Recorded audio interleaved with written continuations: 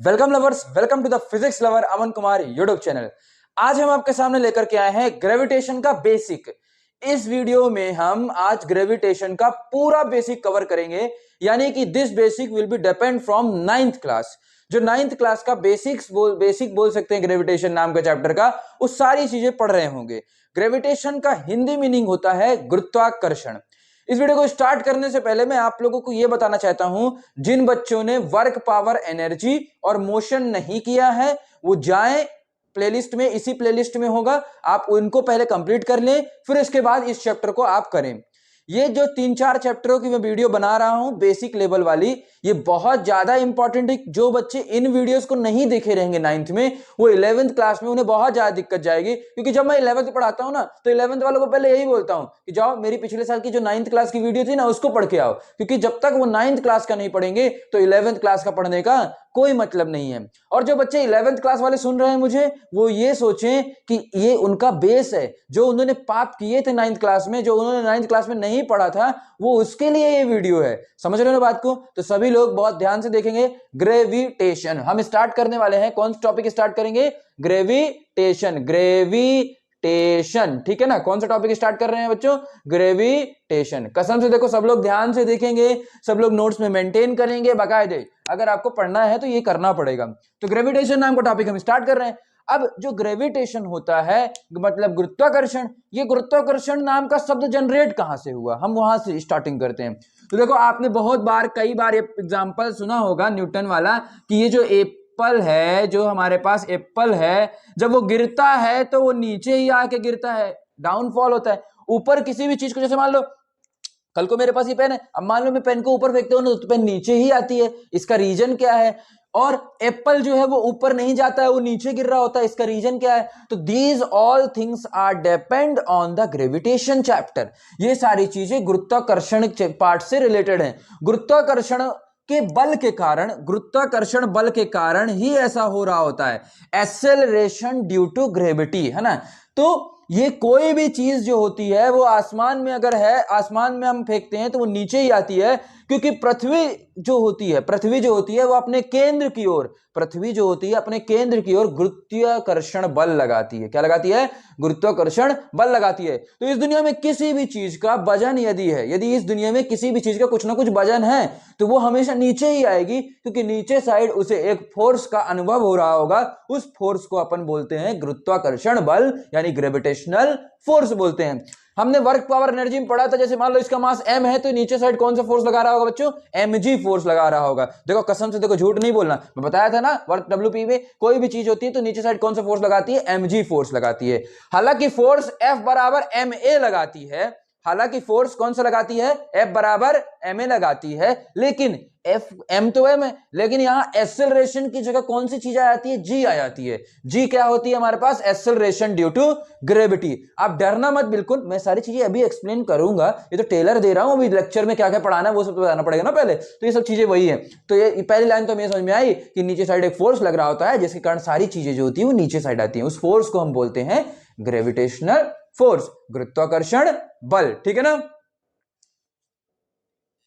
चलो, तो अब दूसरे एग्जांपल की ओर मूव ऑन करते हैं। अभी सिर्फ एग्जांपल बता रहा हूं ताकि हम पढ़ना क्यों चाहते हैं इस चैप्टर को, ये बताना चाहता हूं। तो देखो, जैसे मान लीजिए हमारे पास क्या है, जैसे मान लीजिए हमारे पास क्या है कि जैसे मान लीजिए एक लड़का है। अब वो लड़का एक रस्सी में पत्थर को बांध के घुमा रहा है। अब वो पत्थर को बांध के घुमा रहा है, तो वो पत्थर जो है वो रस्सी में बंधा हुआ है। ऐसे से जब हम घुमा रहे हैं तो पत्थर भाग के नहीं जा रहा है, बाहर भाग के नहीं जा रहा है। या दूसरा शब्दों में ये बोलें कि वो पत्थर जो है वो गिर नहीं रहा है, पत्थर जो है वो सेंटर की ओर गिर नहीं रहा है। तो रीजन पता है क्या होता है उसका? जैसे ये पत्थर बंधा हुआ है, जैसे मान लो ये रस्सी है, रस्सी में पत्थर बंधा हुआ है। पत्थर जो होता है ना, पत्थर जो होता है वो सेंटर की तरफ, जब भी पत्थर जहां पे भी जाता है, सेंटर की तरफ एक फोर्स उत्पन्न कर देता है। क्या करता है? एक फोर्स उत्पन्न करता है, जिसके कारण वो गिर नहीं रहा होता है। ये सारी चीजें थोड़ा 11वीं में इसका डिटेल एनालिसिस करेंगे। अभी बस इतना जान लो कि सेंटर की तरफ एक फोर्स लगा रहा होता है। इसकी वजह से वो पत्थर ना तो अंदर आके गिर रहा होता है, ना तो बाहर जाके गिर रहा होता है। समझ रहे हो बात को? अब रस्सी टूट जाए वो बात अलग है, लेकिन रस्सी टूट जाए तो बात अलग है, गिर जाएगा बाहर चला जाएगा, लेकिन रस्सी नहीं टूटी हुई है तो क्या होता है, सेंटर की तरफ एक सेंट्रीफ्यूगल फोर्स लगा रहा होता है, जिसके कारण वो क्या होता है, पत्थर गिरता नहीं है, केंद्रीय बल के कारण। सेम उसी प्रकार हम दूसरी सिनेरियो में अगर देखें तो जैसे मान लीजिए हमारे पास ये अर्थ है, ये क्या है, माना कि ये अर्थ है, पृथ्वी है, पृथ्वी के चारों ओर जैसे मान लो कल को तुम साइंटिस्ट बन जाओगे तो सैटेलाइट जो होगी उसको पृथ्वी के बाहर भेजोगे। आप जानते हैं कि सैटेलाइट्स जो होती हैं अर्थ के बाहर चारों ओर चक्कर लगाती रहती हैं और हमें मौसम विभाग की जानकारियां और भी चीजें जो हमारे मैप वगैरह काम करते हैं, नक्शा वगैरह जो हमारा काम कर रहा होता है, गूगल मैप वगैरह, ये सब सैटेलाइट की वजह से काम करता है। तो जो सैटेलाइट्स होती है ना, सैटेलाइट जैसे मान लीजिए सैटेलाइट कल को मान लो सैटेलाइट है ना, तो ये सैटेलाइट जो होती है ना, उसको हम जब भेज देते हैं ना तो पृथ्वी के चारों ओर वो चक्कर लगा रही होती है, पृथ्वी के चारों ओर चक्कर लगा रही होती है। तो पृथ्वी के चारों ओर चक्कर लगा रहे, तो सेम उसी प्रकार समझो, जैसे मान लो एक लड़का है और रस्सी घुमा रहा है, तो सेम क्या होगा कि ये भी सेंटर की ओर एक फोर्स लगा रही होती है, पृथ्वी की तरफ सैटेलाइट अंदर सेंटर की ओर एक फोर्स लगा रही होती है। उस फोर्स को अपन बोलते हैं ग्रेविटेशनल फोर्स। यदि ये फोर्स नहीं होगा, जिस दिन ये फोर्स नहीं होगा उस दिन सैटेलाइट घूम पाएगी क्या? सैटेलाइट गिर जाएगी, या तो अंदर गिर जाएगी तो बाहर चली जाएगी। समझ रहे हो ना बात को? इसलिए ऐसा होता है कि ग्रेविटेशनल फोर्स के कारण होता है। समझ रहे हो बात को? ग्रेविटेशनल फोर्स के कारण ही वो एक सीक्वेंस पाथ में चक्कर लगा रही होती है। अगर जिस दिन ग्रेविटेशनल फोर्स नहीं होगा तो सब तहस में ब्रह्मांड में यूनिवर्स में हमारे क्या होगा, सब तहस में स्पेस में होने लगेगा, स्पेस में सब तहस में होने लगेगा, कोई सिस्टम से मूव नहीं कर रहा होगा, कोई अपनी ऑर्बिट पर सिस्टम से मूव नहीं कर रहा होगा। समझ रहे हो ना बात को? ठीक है, आई थिंक आपको यहां तक समझ में आया होगा। अभी सिर्फ हम इतना बात किए हैं कि इस ग्रेविटेशनल नाम के चैप्टर में हम क्यों पढ़ना चाहते हैं। हम इसलिए पढ़ना चाहते हैं, हम ये जानना चाहते हैं कि जो भी चीज हम ऊपर भेजते हैं वो नीचे ही क्यों आती है। हमें जानना चाहते हैं कि जो सैटेलाइट होती है वो पृथ्वी के चारों ओर चक्कर लगाती रहती है लेकिन कभी गिरती नहीं है, ऐसा क्यों है, हमें जानना चाहते हैं। जिन बच्चों ने कभी मेला गए होंगे तो मौत का कुआं देखे होंगे, मौत का कुआं। अब मौत के कुएं में जब बंदा जो मौत का कुआं होता है, उस मौत के कुएं में जब वो गाड़ी चला रहा होता है, यहाँ पे गाड़ी चालक गाड़ी चला रहा होता है, बाइक में सवार होकर गाड़ी चलाता है, तो गिरता नहीं है, वो गाड़ी चला लेता है गोल गोल गोल गोल। ऐसा इसलिए होता है क्योंकि सेंटर की तरफ भी वो क्या कर रहा होगा, कोई ना कोई फोर्स लगा रहा होगा। तो इधर ग्रेविटेशनल सेंटर की तरफ ये जरूरी नहीं है कि ग्रेविटेशनल फोर्स ही लग रहा हो, कभी यहां पे ग्रेविटेशनल फोर्स नहीं, यहां पे फ्रिक्शन लग रहा होता है, ये 12वीं में पढ़ेंगे अपन, है ना, वहां पे घर्षण लग रहा होता है सेंटर की तरफ। तो लेकिन यहां तो ग्रेविटेशनल फोर्स लग रहा है। तो यही है हमारा टॉपिक, ग्रेविटेशनल फोर्स ना। तो अब देखो ग्रेविटेशनल फोर्स के बारे में थोड़ा बहुत अपन देखते हैं, आगे बढ़ते हैं इसी सिनेरी में। अब जो मैं टॉपिक आपको बताने जा रहा हूं ये 11वीं क्लास के पेपर में आता है, और 11वीं क्लास के पेपर में आता है, और लेकिन आपके भी पेपर में आता है, 9th वालों के भी पेपर में आता है। अब जो बच्चे 11वीं में नहीं पढ़ रहे थे वो गधों की तरह बिहेव करते हैं, क्लास में जब पढ़ाओ 11वीं में तो अनपढ़ बने रहते हैं, लेकिन तुम अनपढ़ मत रहना, इसे पढ़ लेना। देखो टॉपिक का नाम है universal law of gravitation. Universal law of gravitation. Akash bring the marker, blue colour and red colour. तो universal law of gravitation, gravitation का यूनिवर्सल लॉ की आज हम बात करें। किस लॉ की बात कर रहे हैं हम? We are going to talk about the universal law of gravitation. Gravitation का, गुरुत्वाकर्षण का जो सिद्धांत है वो पूरा यूनिवर्स में जो फॉलो हो रहा है उसी की बात कर रहे होते हैं। तो बहुत ज्यादा इंपॉर्टेंट है, आपके काम के लिए है, आप थोड़ा ध्यान दीजिएगा इसको, क्यों बहुत ज्यादा इंपॉर्टेंट है ये। चलो तो स्टार्ट करते हैं, अब बहुत इंपॉर्टेंट, स्टार्ट करते हैं। अब इस छोटे से टॉपिक के माध्यम से मैं आपको फिजिक्स की दुनिया में फॉर्मूला बनाना सिखा दूंगा।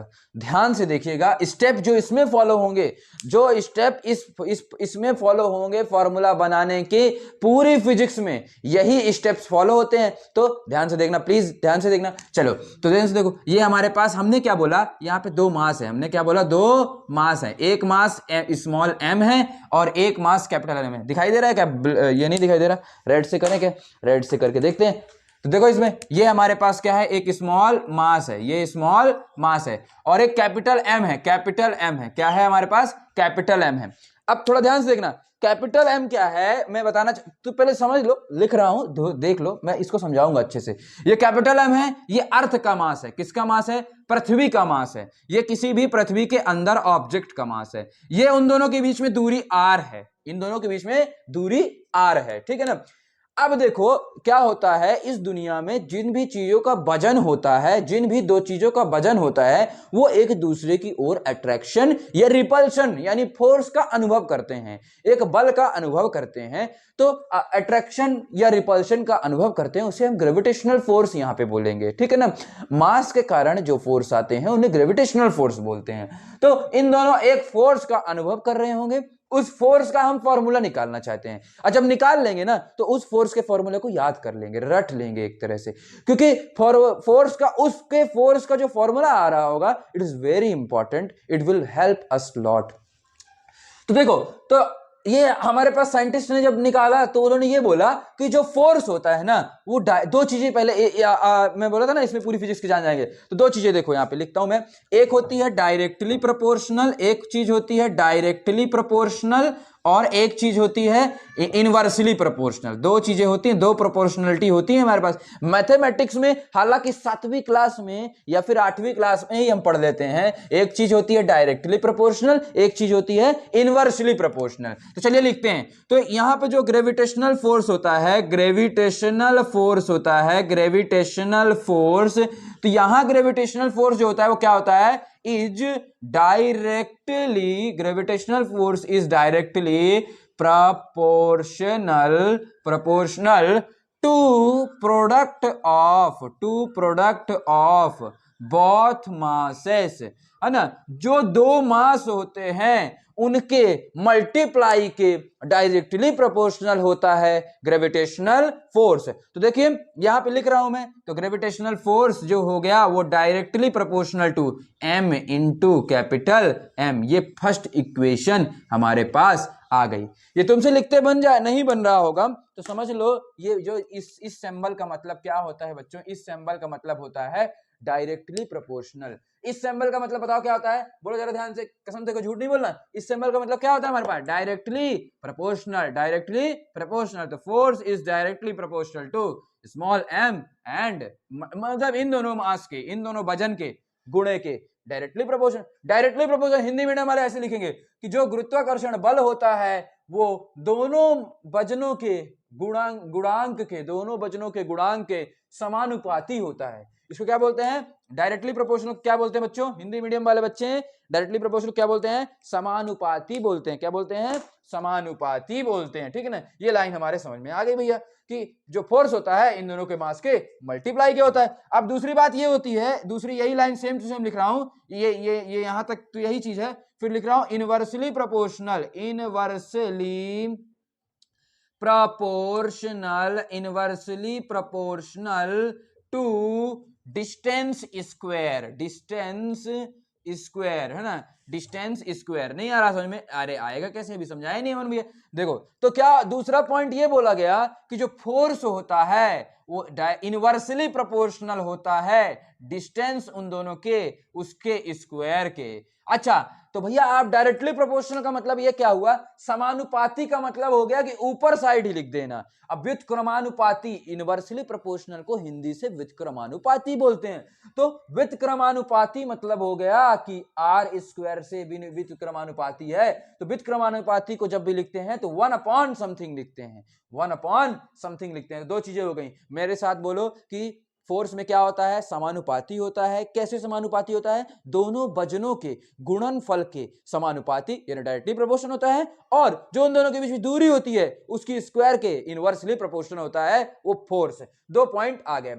अब पूरी फिजिक्स में, पूरी दुनिया की फिजिक्स 11वीं 12वीं सबकी फिजिक्स में क्या होता है कि जब हम दो चीजें डायरेक्टली प्रोपोर्शनल, कोई इनवर्सली प्रोपोर्शनल, सब चीजें लिख लेते हैं तो फिर सभी चीजों को कंबाइन करके फॉर्मूला बनाओ, सभी चीजों को कंबाइन कर लो। तो चलो आगे बढ़ते हैं अपन, इसको मैं इरेज कर रहा हूं। आई थिंक आई होप आप लोगों ने वीडियो पॉज करके लिख लिया होगा। तो देखिए, अब देखिए यहां पे देखिए, हमने पहले ही जो इक्वेशन बोली थी और दूसरी इक्वेशन, तो by first and second equation, by first and second equation हमने ये बोला बच्चों, F is directly proportional to small m into capital M upon R square. जो जब हम कंबाइन करते हैं तो जो चीजें ऊपर रहती हैं उनको ऊपर ही रहने देते हैं और जो चीजें नीचे रहती हैं उनको नीचे ही रहने देते हैं। तो देखो फोर्स हमारे पास directly proportional to small m and capital M upon R square. आप डायरेक्टली प्रोपोर्शनल को हटा दीजिए, डायरेक्टली प्रोपोर्शनल जब हटाएंगे तो आप क्या आएगा, डायरेक्टली प्रोपोर्शनल को हटाएंगे तो हाँ। अब एक और बात याद करो, जब कभी भी फिजिक्स में, चाहे वो 11वीं हो चाहे 12वीं हो चाहे वो 9वीं हो, जब कभी भी फिजिक्स में डायरेक्टली प्रोपोर्शनल इस सिंबल को हटाते हैं, जब कभी भी इस सिंबल को हटाते हैं तो कुछ ना कुछ कांस्टेंट टर्म आता है, कुछ ना कुछ कांस्टेंट टर्म आता है। कांस्टेंट टर्म, अब कांस्टेंट टर्म हर चैप्टर में अलग अलग होता है। इस चैप्टर में जो कांस्टेंट टर्म आता है उसका नाम होता है कैपिटल जी। क्या नाम होता है बच्चों, कैपिटल जी। बोलो मेरे संग, क्या क्या नाम होता है उसका, कैपिटल जी। अब इस कैपिटल जी को ही हम बोलते हैं यूनिवर्सल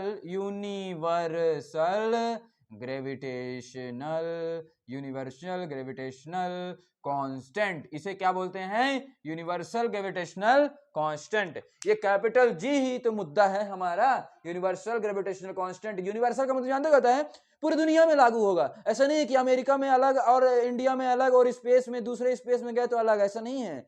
सब जगह ये जी जो होता है वो सेम होता है, इसीलिए इसे हम बोल रहे हैं यूनिवर्सल ग्रेविटेशनल कांस्टेंट। तो आई थिंक आपको ये चीज समझ में आई होगी कि जो दो मास होते हैं ना, जैसे मान लो यहां भी देखो आप, ये एक हमारे यहां भी देखोगे यदि आप यहां भी देखोगे यदि, तो ये डस्टर है और ये मोबाइल है। अब इस डस्टर और मोबाइल के बीच में जो फोर्स लग रहा होगा, ये दोनों वजन है, इन दोनों के ही वजन है, तो इनके बीच में जो फोर्स लग रहा होगा उसका फॉर्मूला क्या होगा, जी। इसका मास m1, इसका मास m2, जी m1 m2। और अगर ये r डिस्टेंस दूर रखे हुए हैं तो जी m1 m2 upon R square. यानी कि इस दुनिया में जिन दो जनों का मास होता है, जिन दो जनों का वजन होता है, हमेशा उनके बीच में फोर्स लगता है और उस फोर्स का फॉर्मूला होता है F is equal to G m1 m2 upon R square. जो मास दिए रहेंगे उनको लिख देंगे और आर डिस्टेंस के स्क्वायर। तो आई थिंक आप ये फॉर्मूला निकालना सीख गए होंगे, इसे याद कर लीजिएगा बहुत अच्छे तरीके से। चलिए अपन आगे मूव ऑन करते हैं, रुकेंगे नहीं क्योंकि अभी रुकना थोड़ी ना है कि अभी अभी तो बहुत सारी चीजें पढ़ना है इस चैप्टर में,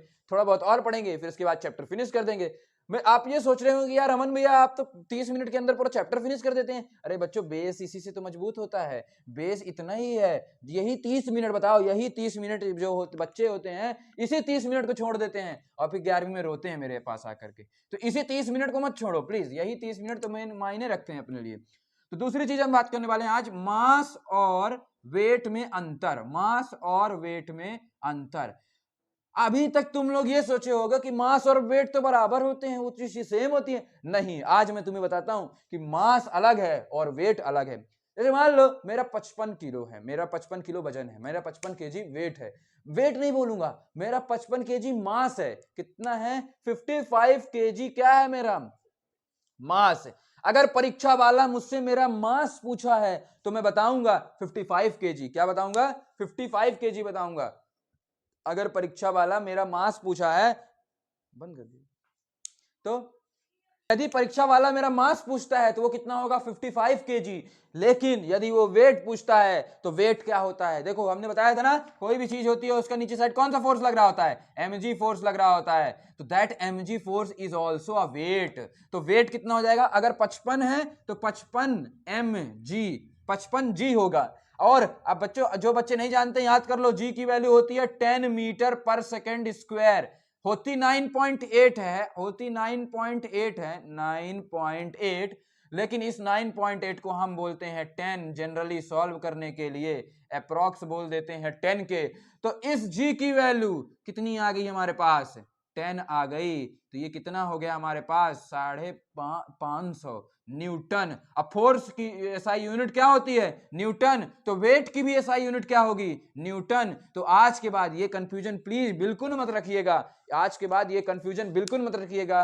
मास और वेट अलग अलग चीजें होती हैं। मास सिंपल केजी में होता है, लेकिन जो वेट होता है वो न्यूटन में होता है। वेट का फॉर्मूला mg होता है, m दिया रहता है आपको, और g जो होता है उसकी वैल्यू 10 होती है। तो वेट का फॉर्मूला अलग से आता है, यानी मास और वेट अलग होते हैं। अब मैं आपको एक छोटा सा एग्जांपल कराने वाला हूं, छोटा सा क्वेश्चन है, इस क्वेश्चन को जरा ध्यान से देखिएगा, इसी पर आधारित है। ये जो प्रश्न है ये आपके जनरल नॉलेज में भी पूछा जाता है, और ये जो प्रश्न है वो आपकी बुक का यानी बेस का बहुत ही इंटरेस्टिंग और मजेदार क्वेश्चन कहलाता है। मजेदार क्वेश्चन इसलिए है, देखो आप पता चल जाएगा क्वेश्चन कि इफ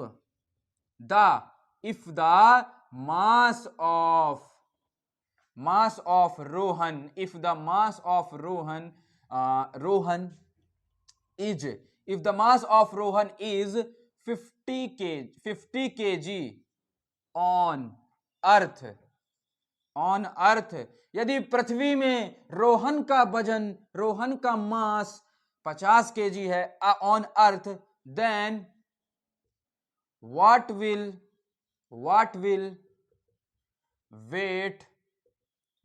weight on मून। तो बताइए बच्चों, मून में उसका वेट कितना होगा यदि रोहन का मास सवाल करते हैं, चलो ध्यान से करेंगे, बहुत अच्छे से करेंगे, इसमें एक कंसेप्ट सीखने को मिलेगा हमें, उस कंसेप्ट को रट लेना एकदम से। रोहन का मास कितना दिया हुआ है, अर्थ में कितना मास दिया हुआ, बताओ अर्थ में कितना मास दिया हुआ है इसका, बताइए जरा ध्यान से। 50 kg कितना दिया हुआ है, पृथ्वी में उसका मास कितना दिया हुआ है, 50 kg। और हमसे तो वेट क्या कर रहा है, वेट जो हमसे पूछ रहा है वो पूछ रहा है कहां का, पूछ रहा है मून का, पूछ रहा है कि चंद्रमा में कितना होगा। जैसे देखो वजन थोड़ा वजन कितना है 50 kg, और वेट पूछ रहा है हमसे मून में, अभी देखना वेट पूछ रहा है। तो एक चीज ये याद करो, पहले तो ये याद करो कि जो जी ऑफ मून होता है, जैसे पृथ्वी में जी की वैल्यू कितनी होती है 9.8 मीटर पर सेकंड स्क्वायर, या फिर अपन उसे बोल सकते हैं 10 होती है। तो जो मून जो होता है उसमें 1/6 times of G of earth होता है। पृथ्वी में जो ग्रेविटी की वैल्यू होती है उसका 1/6 होता है। यानी पृथ्वी में यदि हमारे पास 10 है, तो इस जो मून में होगा वो कितना होगा, 10/6 होगा, ये होगा।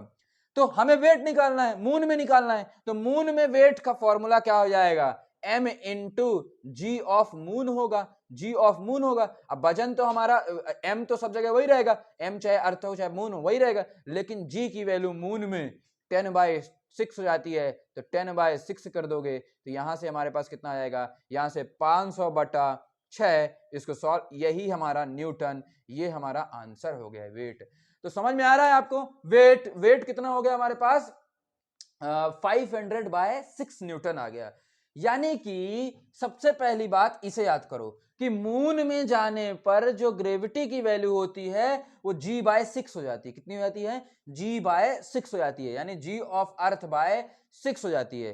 तो लेकिन जो वेट का फॉर्मूला होता है वो mg ही होता है, तो mg निकाल लेंगे। चलो एक सवाल तुम लोग खुद करो, इसको मैं इरेज कर रहा हूं, अब एक सवाल खुद करना, अब बताना मुझे कि आंसर क्या आएगा, प्लीज कमेंट दैट आंसर क्या आएगा। ये आपको क्या करना है, ये आपको या तो मुझे व्हाट्सएप कर देना है, या तो आप मुझे इसे कमेंट में बताइएगा कि यदि यहाँ पे 30 kg है, यदि पृथ्वी में मास उसका 30 kg है, तो वेट कितना होगा मून में वेट कितना होगा, ये आपको करके आना है क्वेश्चन, ठीक है ना।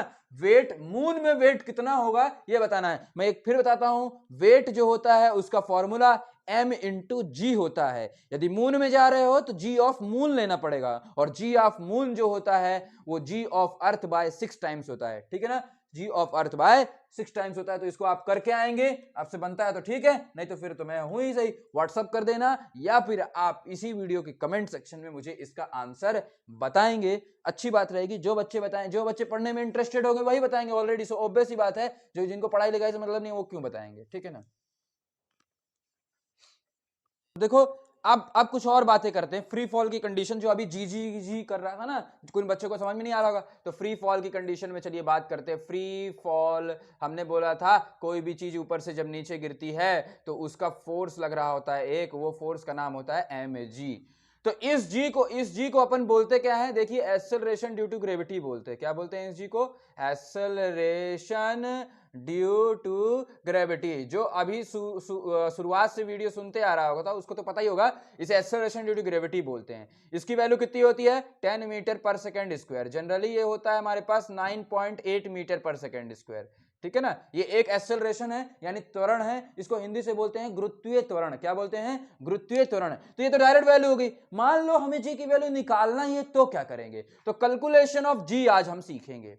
देखिए तो यहां पे F बराबर क्या होता है, शायद मैं पढ़ाया हूं आपको। F बराबर जो होता है हमारे पास ma होता है, मास इंटू एक्सेलरेशन। F बराबर क्या होता है बच्चों? Mass into acceleration. Mass into acceleration यानी वजन का गुणा कर देते हैं त्वरण से तो हमें बल मिल जाता है। लेकिन इस चैप्टर में F बराबर क्या होगा बच्चों? mg के बराबर होगा। F बराबर mg, ए की जगह हमने क्या कर दिया बच्चों? जी कर दिया है। समझ रहे हो बात को? तो ये भी हमारे पास क्या हो गया है? Mass into acceleration. तो इसे फर्स्ट इक्वेशन मान लो और इसे सेकंड इक्वेशन मान लो। क्या कर रहे हैं हम यहाँ पे? पहले हेडिंग क्या डालेंगे आप यहाँ पे हेडिंग डाल लीजिएगा कैलकुलेशन ऑफ जी को हमें कैलकुलेट करना है।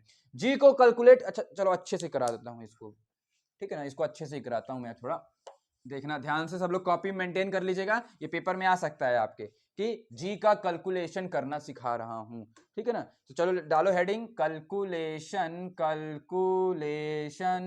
ऑफ जी को ज्ञात करना है। तो पहली बात F बराबर ma होता है। सबसे पहली बात हम ये जानते हैं कि न्यूटन का सेकंड लॉ है। ये कौन सा है? न्यूटन का सेकंड लॉ जो था हमारे पास, उसमें हमने पढ़ा था कि ये हमने पढ़ा था F बराबर ma, और F बराबर mg पढ़ा इस चैप्टर में। F बराबर mg इस चैप्टर में पढ़ा। लेकिन एक और चीज हमने पढ़ा, ग्रेविटेशन के द्वारा फोर्स का फॉर्मूला बताया तो जरा ध्यान से, मैं जान जाऊंगा तुम्हें। ग्रेविटेशनल का फोर्स अभी बताया था। क्या फॉर्मूला बताया हूं? G m1 m2, चलो छोटा m बड़ा m ले लो, G छोटा m इंटू बड़ा m अपॉन उन दोनों के बीच की डिस्टेंस का स्क्वायर 3। इसे थर्ड इक्वेशन मान लो। ये फॉर्मूला पिछले चैप्टर में था, F बराबर ma, a की जगह g कर दिया, और ये ग्रेविटेशनल फोर्स का फॉर्मूला अभी हमने देखा है। क्या देखा? अभी इसी चैप्टर में देखे हो, ठीक है ना। इसी चैप्टर में अभी वीडियो की स्टार्टिंग में दिखाया हूं।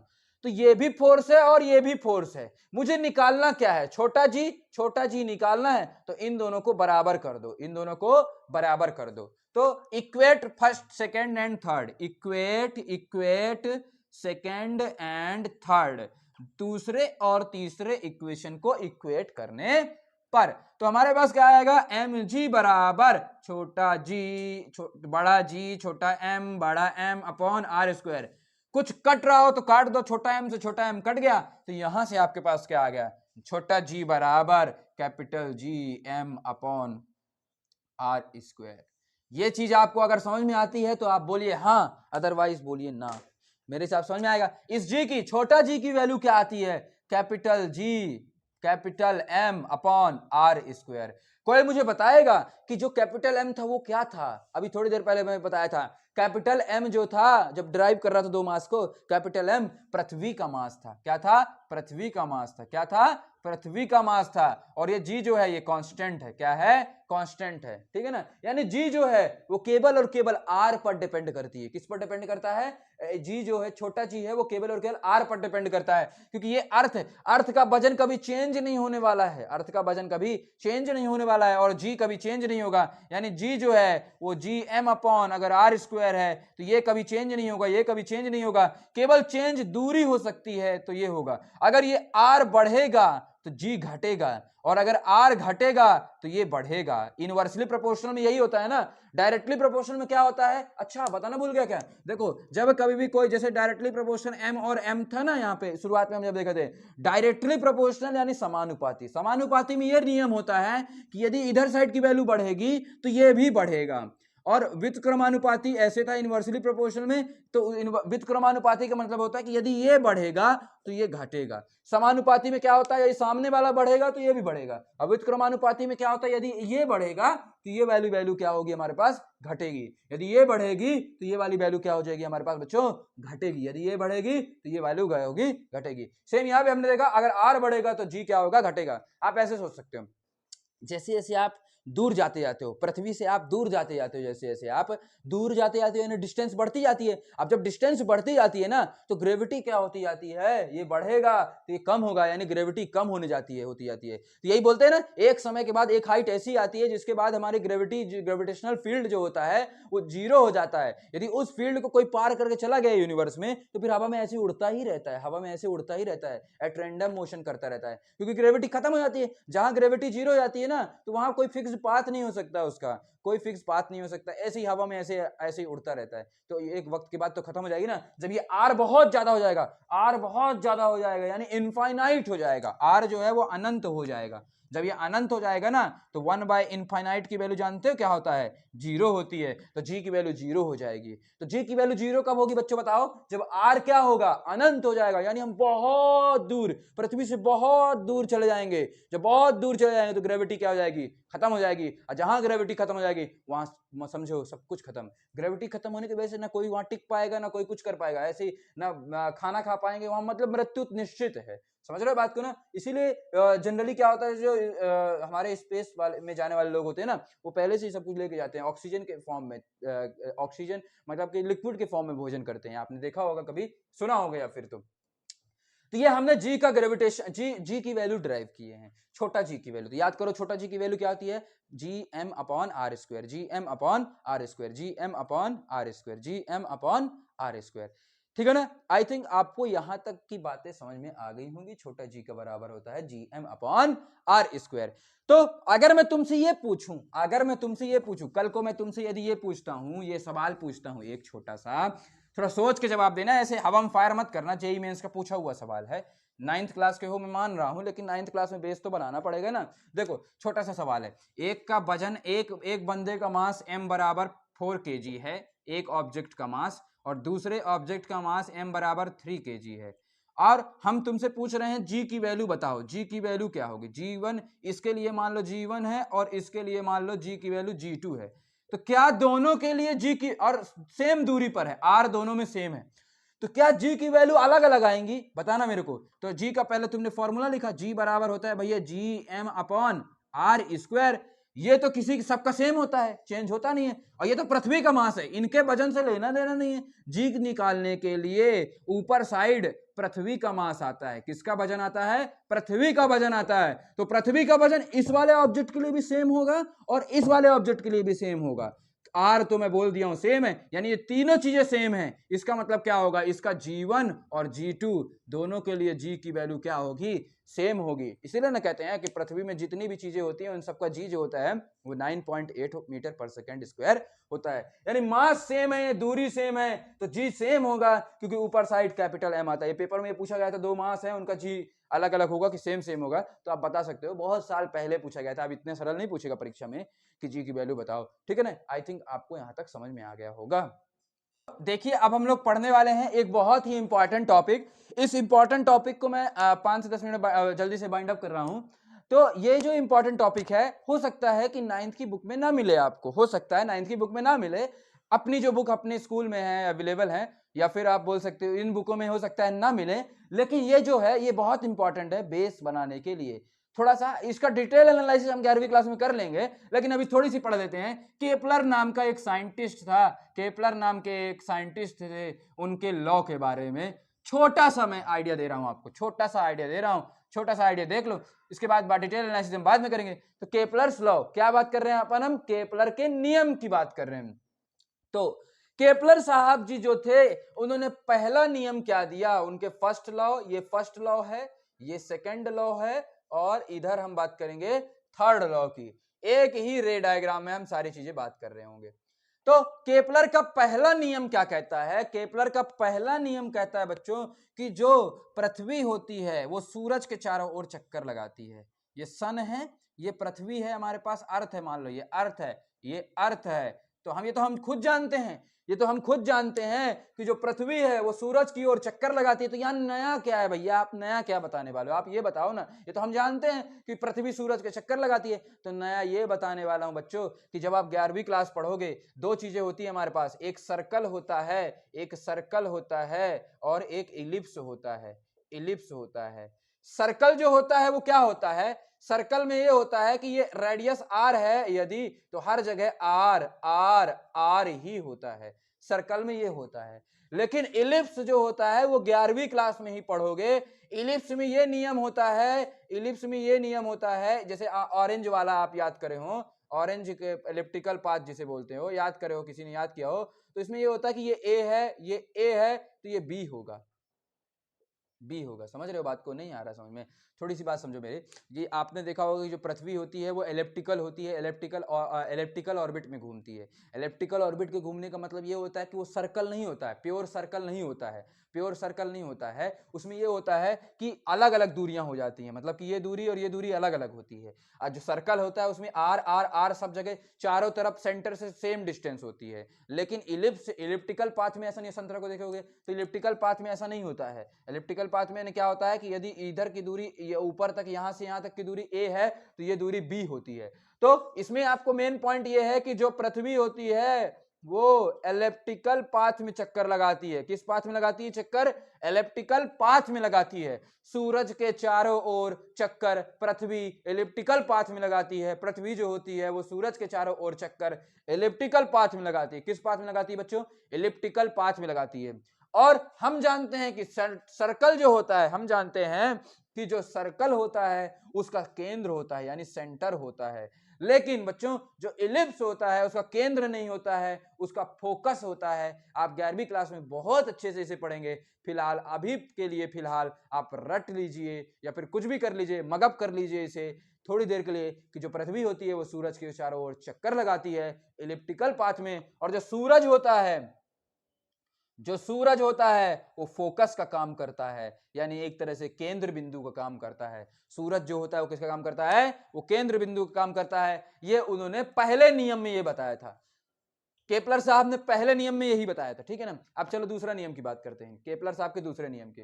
केपलर साहब दूसरे नियम में एंगुलर मोमेंटम का फॉर्मूला mvr होता है। तो केपलर साहब, ये एंगुलर मोमेंटम, ये कुछ नहीं जानते होगे आप लोग, मैं समझता हूं। मैं जब तुम्हारे बराबर था तो मैं भी कुछ नहीं जानता था ये एंगुलर मोमेंटम क्या है, ना जानोगे, अभी कुछ नहीं जानते होगे। बस मैं बोला ना इसे थोड़ी देर के लिए रट लो, क्योंकि ये केपलर का नियम मैं पढ़ा रहा हूं, क्योंकि ये भी नहीं जानते होगे आप कि एंगुलर मोमेंटम क्या होता है। एंगुलर मोमेंटम का फॉर्मूला, ये मास है, ये वेलोसिटी है, ये डिस्टेंस है। क्या है, मास है, वेलोसिटी है, ये डिस्टेंस है। तो एंगुलर मोमेंटम का फॉर्मूला mvr होता है। तो दूसरे नियम में यही बताया था इन्होंने कि ये कांस्टेंट होता है, कभी चेंज नहीं हो सकता है। एंगुलर मोमेंटम कभी चेंज नहीं हो सकता है। एक और नियम उन्होंने बताया था कि da/dt is equals to L/2m होता है। क्या होता है, L/2m। अब ऊपर में तुम्हें बताया हूं कि जो L है वो कांस्टेंट होता है, ये कांस्टेंट हो गया है, कांस्टेंट हो गया है।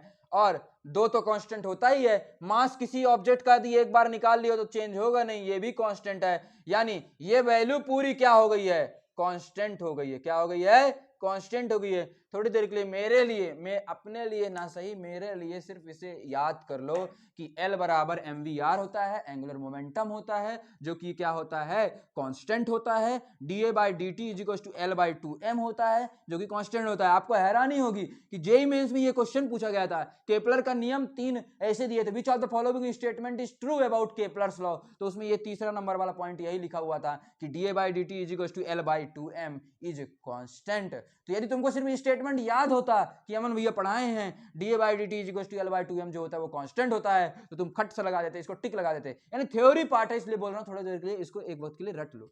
मैं फिर भी इसको चलो मैं समझाने की कोशिश करता हूं, थोड़ी देर के लिए समझने की कोशिश करना। तीसरे नियम के पहले मैं ये थोड़ा समझाने की कोशिश करता हूं कि जो पृथ्वी होती है, जो सूरज के, जैसे मान लो सूरज है, सन है, सन के चारों ओर यदि पृथ्वी चक्कर लगा रही है, पृथ्वी चक्कर लगा रही है, तो जितना चक्कर लगाते समय 24 घंटे में जितनी दूरी आज पृथ्वी तय करेगी उतनी दूरी अगले दिन भी तय करेगी। जितनी एरिया वह इक्वल, जितनी एरिया आज वह कवर करी है, इस इतनी एरिया यदि मान लो वो dt टाइम में कवर करिए। हमने पढ़ा था छोटी सी चीज, छोटे से समय को dt बोलते हैं, छोटी सी एरिया को da बोलते हैं। छोटे से समय को dt बोलते हैं, छोटी सी एरिया को da बोलते हैं। तो dt टाइम में जो एरिया कवर करी वो da एरिया कवर करी, da एरिया कवर करी। तो ये बताओ कि यदि आज 24 घंटे में पृथ्वी यहां से यहां तक गई है तो कल 24 घंटे में पृथ्वी इतने से इतने का जाएगी ना। ऐसा तो कभी नहीं होता है कि एक दिन जो होता है वो किसी दिन 24 घंटे का हो, किसी दिन 26 घंटे का हो, किसी दिन 28 घंटे का। ऐसा नहीं होता ना, फिक्स है कि दिन जो होगा पहले दिन में यदि 24 घंटे में इतना आई है तो अगले दिन के 24 घंटे में इतना आएगी, फिर अगले 24 घंटे में इतना आएगी। ऐसा ही होता है ना, यानी फिक्स है ना कि जितना 24 घंटे में आज पृथ्वी चली है उतना ही 24 घंटे में कल भी चलेगी, यानी कांस्टेंट है, वो चेंज नहीं हो सकता है। इसका मतलब यही है। चलो, तो अभी तक मेरे हिसाब से आपको पहला और दूसरा समझ में आया होगा। अब थोड़ी देर के लिए तीसरा की बात कर लेते हैं फटाक से। तीसरा ये कहता है कि जो पृथ्वी होती है, पृथ्वी जो चक्कर लगा रही होती है, वो टी स्क्वायर जो होता है, टाइम पीरियड जो होता है, वो directly proportional to R cube होता है। रेडियस, ठीक है ना, रेडियस बोल सकते हो या फिर आप डिस्टेंस बोल सकते हो। तो T square is directly proportional to R cube होता है। क्या होता है? T square is directly proportional to R cube होता है। ये तीन चीजें जो पढ़ाया हूं आपको अभी समझ में नहीं आ रहा होगा, हो सकता है 9th वाले बच्चों, लेकिन ये बहुत इंपॉर्टेंट है, आप पढ़ोगे आगे तो इसलिए मैं थोड़ा बेसिक ऊपर ऊपर से बता दिया हूं आपको।